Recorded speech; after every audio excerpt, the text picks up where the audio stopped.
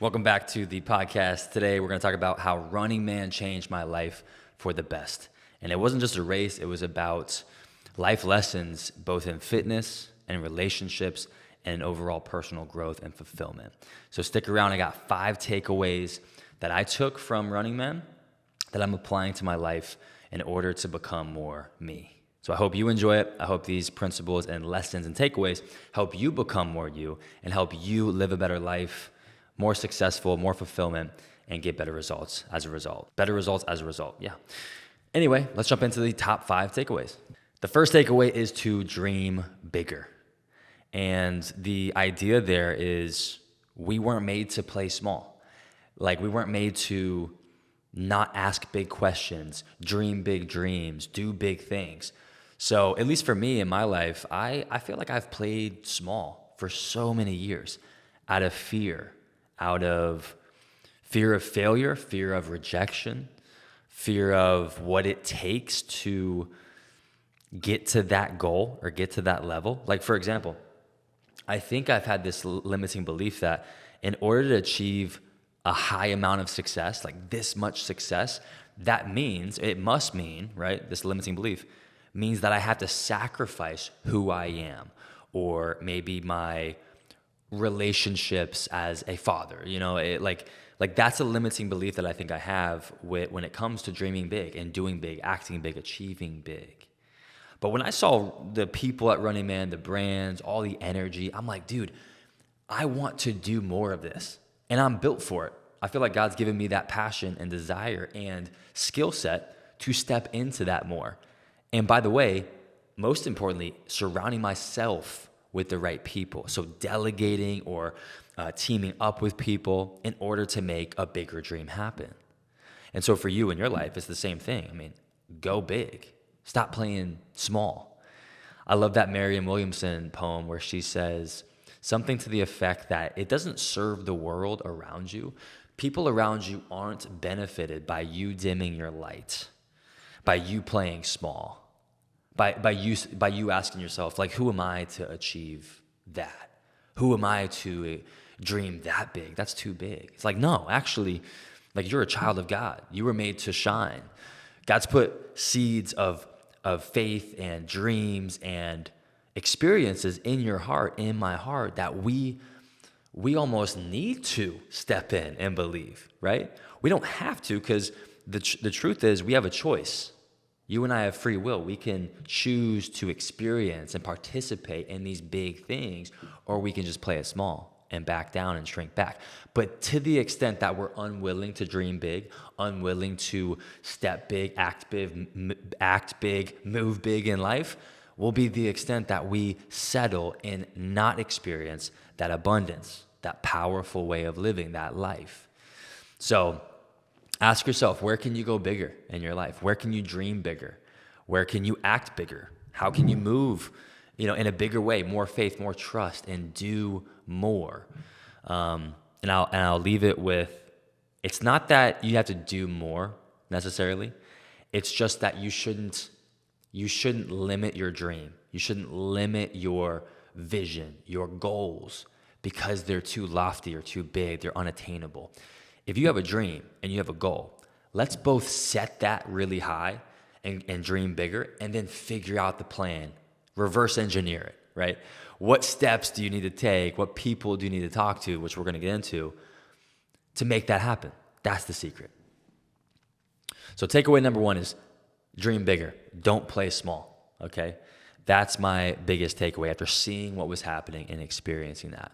So dream bigger. What is that dream for you? What is that next big step? Write it down and take it as soon as possible. Okay. Takeaway number 2 is to step outside of your comfort zone.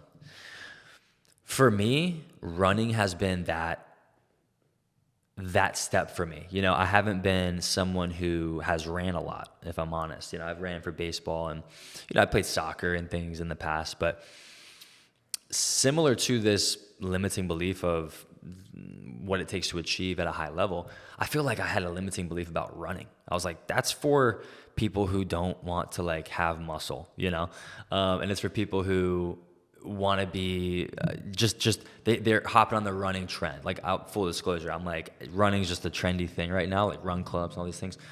And I just didn't, I don't know, I just didn't really have that desire. But for me, running is like this new frontier of, I'm not good at it.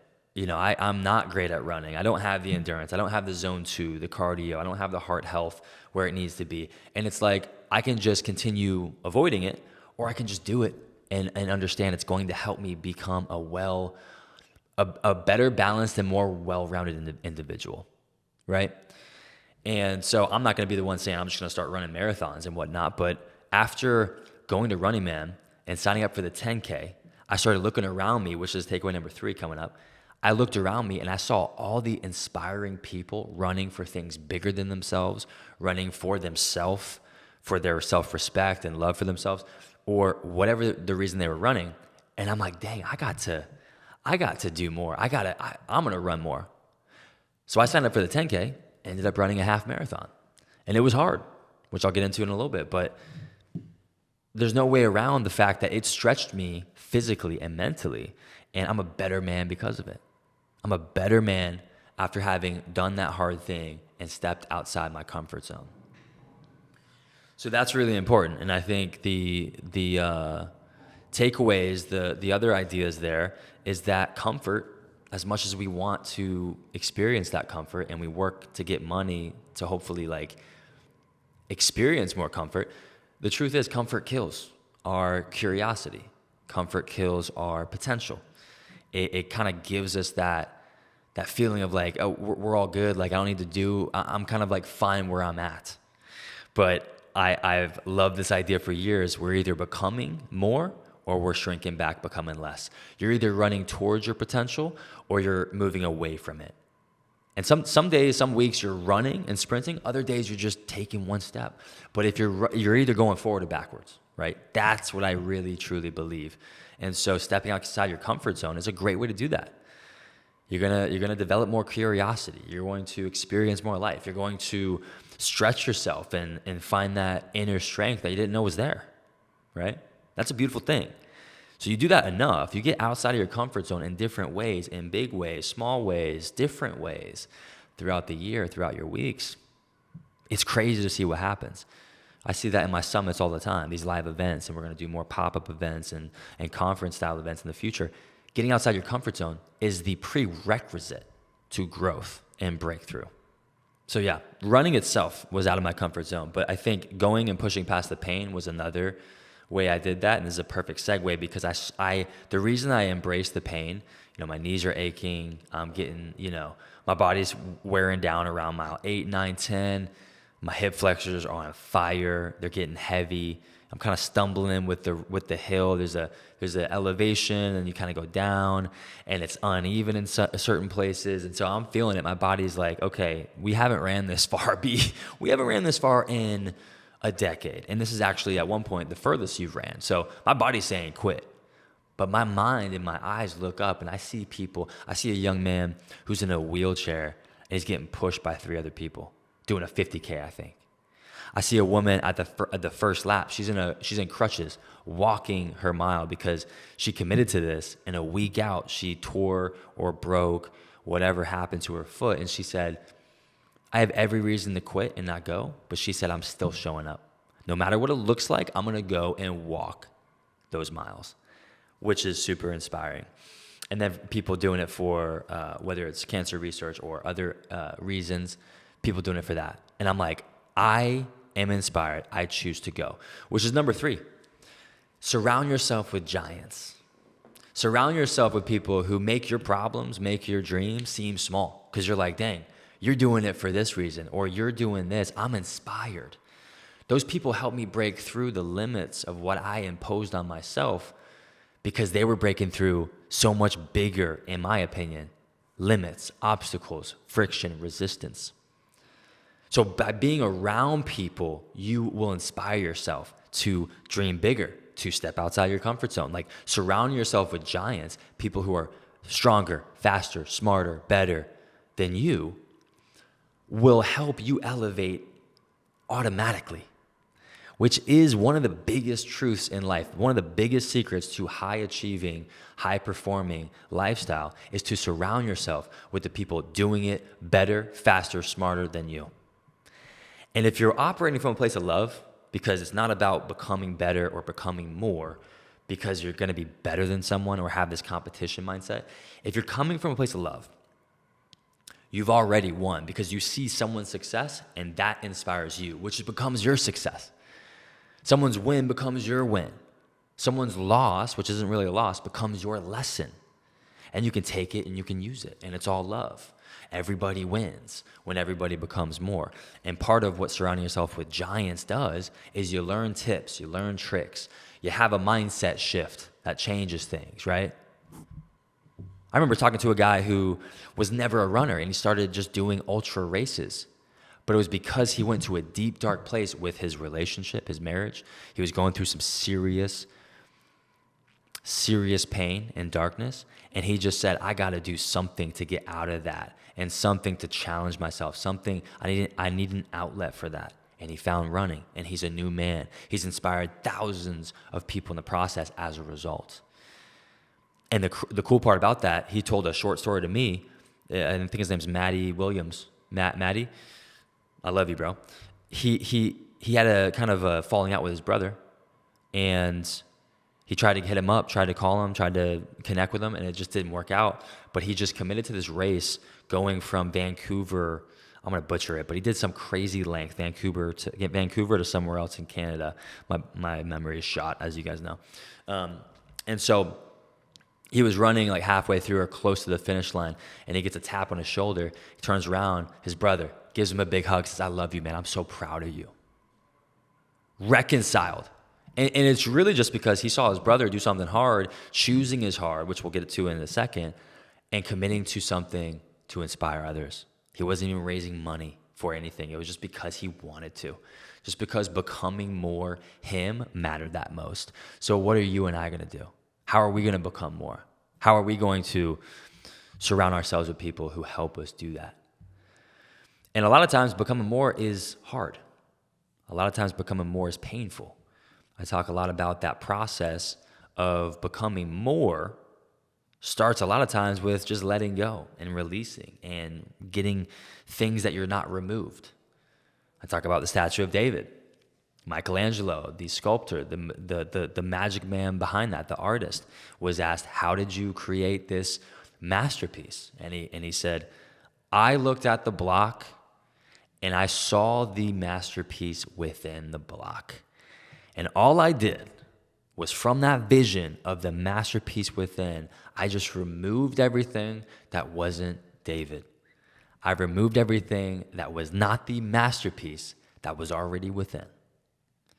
And so that can it can feel hard. It can be painful, removing things, right? The gold going through the furnace, the refining process, same thing.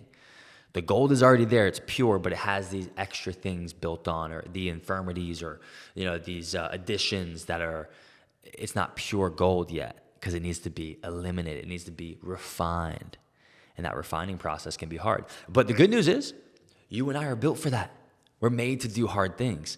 We have this muscle within us, right? So we bench press to build a bigger chest. We have this courage muscle, this heart muscle, this discipline muscle that is within us. We don't need any more from the outside. You're already set the way you are. God made you for a reason. You're not a mistake. You have everything you need within you. But it's up to you and me to take the step and to do things, choosing our own hard, choosing the discipline, making these decisions to flex the courage muscle. Flex that muscle, because just like your bench press, your chest muscles, courage is within you. It needs to be worked out though. It has to be used to grow. There's got to be reps. So doing hard things continually is huge. It's essential to your growth and my growth. Waking up, doing a cold shower, doing a cold plunge, going for a run, going for that hard workout, having a tough conversation. Let's be honest.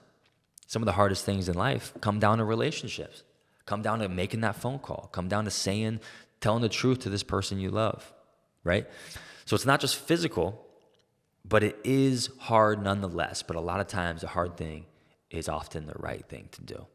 We're not made for comfort, right? We're made to embrace challenges. I love the poem. I'll pull it up because I think it hits so hard. It's choosing your hard, right? Choosing your hard, because life is hard regardless. And I think resistance to that hard, resistance to the difficulty, actually makes us suffer more.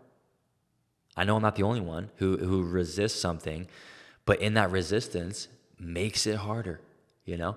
For example, I got a root canal the other day, which I am like, at this point, I'm like, dude, just take my teeth. Just take them all out, give me veneers, and we're good, right? Problem solved. I'm so over it. But a great example is, look, I'm going to have a root canal regardless, right? I'm going to sit in that chair on Tuesday of last week. I'm going to get there. It's going to be uncomfortable. It's going to be painful, or I'm going to go numb. It's going to be what it is. And I can wait to suffer or wait for that moment to actually experience it.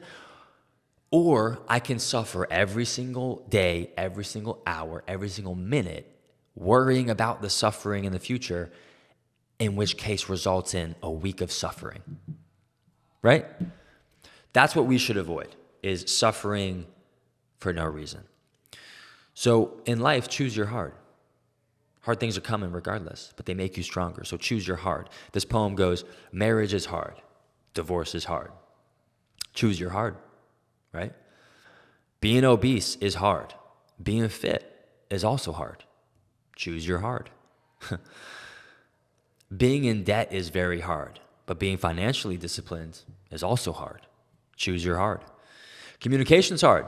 Not communicating is also hard. Choose your hard. Life will never be easy. It will always be hard. But you and I can choose our hard.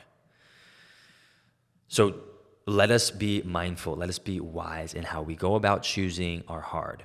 Final takeaway, number 5, is that relationships are everything. I'm going to tap in on this idea, I think, for years to come. This might be the most important idea to me in this health, wellness, personal development space, is that relationships are everything. Being relationally fit for life is the secret. That's what everyone wants. And it makes everything else easier. Because the idea is this: all life is relational. Your relationship with yourself, we call it health. We call it physical, mental, spiritual health, right? We call that health. How you relate to your body, we call that physical health. How you relate to your mind, your emotions, your thoughts, we call that mental health. How you relate to God, Creator, the ultimate highest good, we call that spiritual health. How you relate to other people, same thing. Physical health, mental health, emotional health, relational health. So all life is relational. Checking the battery. All life is how you relate. And I felt like this at Running Man. I met so many incredible humans, so many inspiring humans, relationships that I can't wait to invest more into. I met people who will come on the podcast, who will visit my home, who I'll visit their place, their podcast. We'll do business together. Relationships are everything, which is why the who is usually way more important than the how and the what. If you get with the right people and there's alignment, that's way more important than what you're doing, right? And I'm not saying what you're doing doesn't matter. All I'm saying is if you, like me, surround yourself with the right people and you're doing things that you are passionate about, you're going to do them better. When you're doing things with the right people, you're going to do them better. Shared struggle deepens bonds. Part of why we do hard things at my summits, at the events we'll throw in the future, is because that suffering, that pain, right? It deepens the connection. Doing hard things together is the best. There's only one thing that's better than doing hard things alone, and it's doing hard things with somebody else. The who makes the what meaningful. And relationships amplify joy. They amplify growth. They accelerate growth. And they make life worth living. We all know, as we conclude, that we all want to look back on our lives knowing that our relationships were the most important thing, because that's the truth. Everyone on their deathbed says, it's all about the people I did life with. It's not about the bank account. It's about who is with me, who I've impacted, who has impacted me. Relationships are eternal. They're everything. They are of utmost importance and value in our life. So what relationships do you need to work on? Is it with yourself? Who do you need to surround yourself with? Is it investing in a program, coaching? Is it a summit you can go to? Is it a event? Is it a race? Is it a small group? Is it AA? Whatever that is. Relationships are everything. So I will speak more on that. It's already almost 20 minutes. It is actually. So I'm going to break it down here. Thanks for watching. I hope those 5 takeaways made your life better. Let me know which one resonated the most in the comment section, or DM me. I love when people, when someone like you DMs me and says, hey, this really impacted me. Thank you for this shift. Thank you for this truth. Thank you for whatever that is. It makes me understand and realize how important this stuff is. And so I will definitely thank you and respond whenever you do that. So with that being said, subscribe. Would love to do that. Would love to have you do that if you're not already. And stay tuned for more.